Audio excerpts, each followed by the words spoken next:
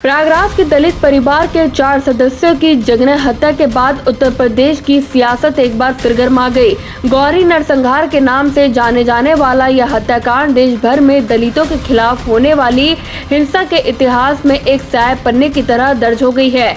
मृतकों परिवार में 4 लोग शामिल हैं, जिनमें 2 बच्चे भी शामिल हैं। सभी की लाशें घर के अंदर खून से लथपथ मिली। शरीर पर धारदार हथियार के निशान थे। महिलाएं नग्न हालत में थी, जिसके चलते गैंगरेप की आशंका जाहिर की जा रही है। फाफामऊ थाना पुलिस ने स्वर जाति के 11 लोगों के खिलाफ नामजद रिपोर्ट दर्ज करने के साथ ही 8 लोगों को गिरफ्तार कर लिया है। प्रयागराज की गौरी ग्राम सभा की करीब 14,000 आबादी 18 मजरों में रहती है। पटेल बहुल इस गांव में दलितों के अलावा कुम्हार, बुजवा, मौर्य, ठाकुर जाति की आबादी है। पासी समुदाय के जिन 4 लोगों की हत्याएं हुई हैं, वह है गौरी गांव का मजरा मोहनगंज। हत्या के बाद 2 दिनों तक लाशें घर के अंदर सड़ती रही, किसी को भनक तक नहीं लगी। किशन पासी घर के अंदर घुसे तो परिवार के 4 लोगों की लाशें देख उनके होश उड़ गए। वह दहाड़ मारकर रोने चीखने लगे।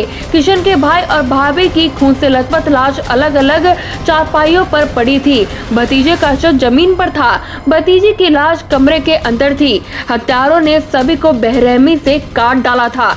बेटी का शव निवस्त्र पाया गया था, वहीं मां के कपड़े भी अस्त व्यस्त थे। फिलहाल पुलिस की तरफ से अभी तक कोई भी बयान नहीं आया, लेकिन सभी राजनीति पार्टियां अब अपना दांव खेलने प्रयागराज पहुंच रही हैं। कल देर रात प्रियंका गांधी प्रयागराज पहुंची और मृतक परिवार के लोगों से मिलकर अपनी संवेदना व्यक्त की। साथ ही उन्होंने योगी और मोदी सरकार पर निशाना साधते हुए कहा कि आए दिन जिस तरह से दलितों पर अत्याचार हो रहा है, जिसकी जिम्मेदार भाजपा सरकार है। प्रियंका के बाद अब आपके संजय सिंह भी दलितों के हितैषी बनने की कोशिश कर रहे हैं। संवेदना व्यक्त करने के बाद संजय सिंह ने कहा कि अगर परिवार को न्याय नहीं मिला तो मैं अनशन करूंगा। फिलहाल देखना यह है कि इस मृतक परिवार को कब तक न्याय मिलता है। News desk, action India TV.